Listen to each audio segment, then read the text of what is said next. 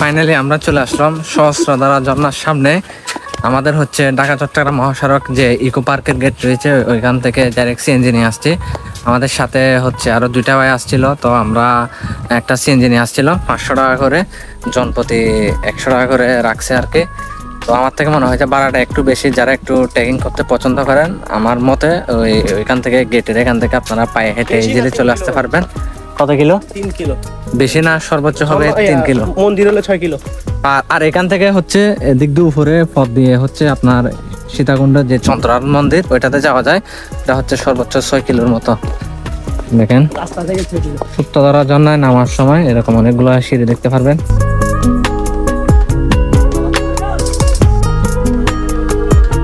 আর একটু নিচে আসলে এখানে হচ্ছে আপনারা একটা বসার স্থান পাবেন।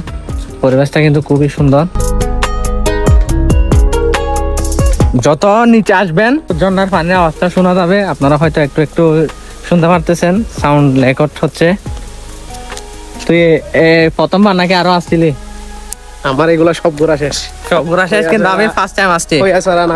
আপনারা সব যদি সীতাকুণ্ডের এলে আপনার ইকো পার্কে একদিন ট্যুর ম্যানেজ করে আসেন বা একদিনের জন্য বাজেট করে আসেন, তাহলে আপনারা এখানে দুটা ঝর্ণা দেখতে পারবেন। এখানে আবার ওইদিকে মন্দির। হ্যাঁ, আবার ওইদিকে যদি এক সময় যদি বেশি নিয়ে আসেন, খুব ঘুরে ঘুরে সকালে আসেন, তাহলে হচ্ছে আপনারা চন্দ্রনাথ মন্দির সহ ঘুরে যেতে পারবেন। আর ইকো পার্ক গুলো প্রতিদিন হচ্ছে সকাল 9টা থেকে সন্ধ্যা 6টা পর্যন্ত খোলা থাকে।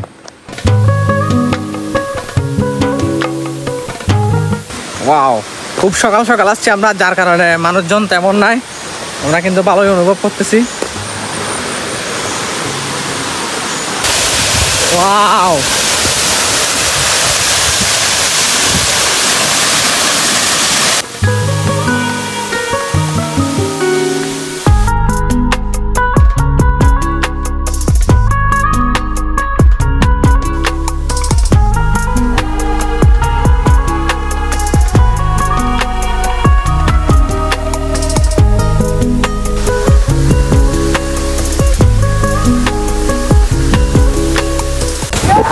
ভাই পানি কিন্তু প্রচুর ঠান্ডা।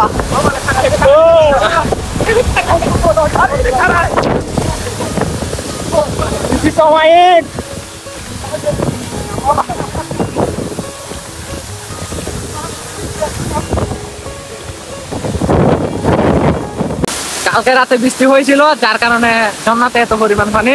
তো আপনারা যারা এই সিজনে আসবেন চেষ্টা করবেন যেদিন বৃষ্টি হয় এর পরের দিন বা একদিন বা 2 দিন পরে এরকম করে আসার জন্য, তাহলে আপনারা এরকম পানি পাবেন। আর এই ঝর্ণার সর্বোচ্চ ফুট হচ্ছে আপনার হয়তো 50 কিংবা 60 ফুট উপর থেকে পানি পড়তেছে। আর নিচে হচ্ছে তীব্র স্রোত, পানিগুলা যাওয়া যাচ্ছে না এরকম অবস্থা। আর পানিগুলো ফ্রেশ একেবারে, এখনো তেমন পর্যটক আসে নাই, যার কারণে এত সুন্দর।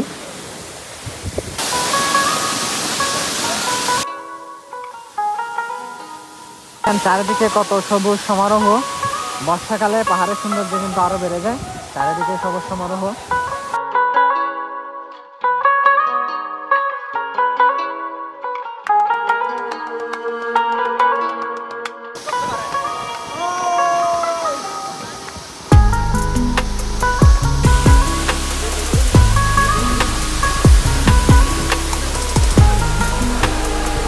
ফাইনালি আমরা যাচ্ছি সূত্রধারার জন্যই, আমাদের মতো আর অনেকে যাচ্ছে।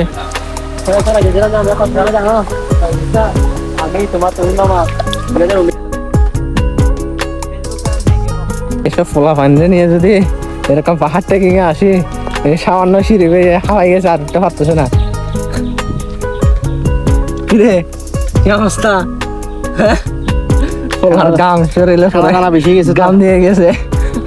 আমাদের মতো চিকনা চাকনা হ্যাংলা পাতল হবে, তারপরে পাহাড় ট্রেকিং করতে পারবে। জিমে যাবো, সমস্যা নেই। আমার সময় এরকম বিচু পোকা থেকে সাবধান, এগুলা কিন্তু গায়ে রাখলে প্রচুর জ্বালা পোড়া করতে পারে। তো উপর থেকে যারা নিচে নামবেন এই সিঁড়িটা দিয়ে, এখানে দেখবেন এই বর্ষার সিজনে কিন্তু প্রচুর পরিমাণে আছে আপনার এরকম বিষাক্ত পোকাগুলো আছে, ওগুলো শরীরে রাখলে কিন্তু প্রচুর জ্বালা পোড়া করবে। সহস্রধারার জন্য এখানে আসলে আপনারা তেমন দোকান পাবেন না, শুধুমাত্র একটি দোকান রয়েছে। যেহেতু এত উঁচুতে একটি দোকান রয়েছে, বুঝতে পারতেছেন এখানে জিনিসপত্রের দাম অনেক বেশি হবে। আমরা 1 লিটারে একটা পানি নিয়েছিলাম, দাম রাখছিল 40 টাকা। আর এসএমসির এখন যে স্যালাইনের মতো যে জুসটা রয়েছে, এগুলো হচ্ছে আপনার বিক্রি করে বাইরে 25 টাকা, এখানে বিক্রি করতেছে 50 টাকা করে। সরি, 25 টাকা না, 35 টাকা করে সম্ভবত এসএমসির ইয়াগুলা বিক্রি করে, জুসগুলা এখানে আপনার বিক্রি করতেছে 50 টাকা করে। তাই আপনারা যারা আসবেন অবশ্যই চেষ্টা করবেন ব্যাগে করে বা হাতে করে আপনার প্রয়োজনীয় জিনিসপত্র কিংবা হালকা নাস্তা নিয়ে আসার জন্য অবশ্যই পানি আনবেন।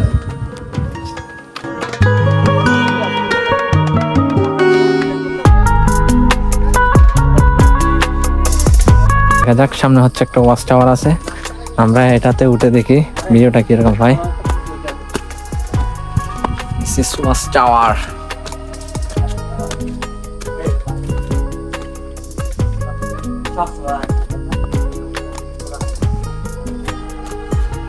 ফাইনালি এটাই হচ্ছে ওয়াচ টাওয়ার থেকে ভিউ। এটা হচ্ছে সহস্রধারা ঝর্ণা থেকে আসার পথ, এই পথ দিয়ে আমরা আসছি। এখন এদিক দিয়ে আবার সুপ্তধারায় ব্যাক যাব। আপনারা যদি ফ্যামিলি নিয়ে আসেন, এখানে বিভিন্ন ধরনের ছোট বাচ্চাদের রাইড আছে, এগুলো ব্যবহার করার জন্য দিতে পারেন। দেখতেছেন দুপুরে ভাত খাওয়ারও এখানে বিভিন্ন ধরনের প্যাকেজ রয়েছে।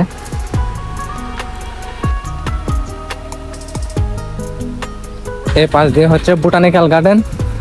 তো আপনারা যারা ইকো পার্কে আসবেন, ঝর্ণাগুলো দেখার পাশাপাশি ইকো পার্ক পুরোটাই ঘোরা দেখতে পারেন।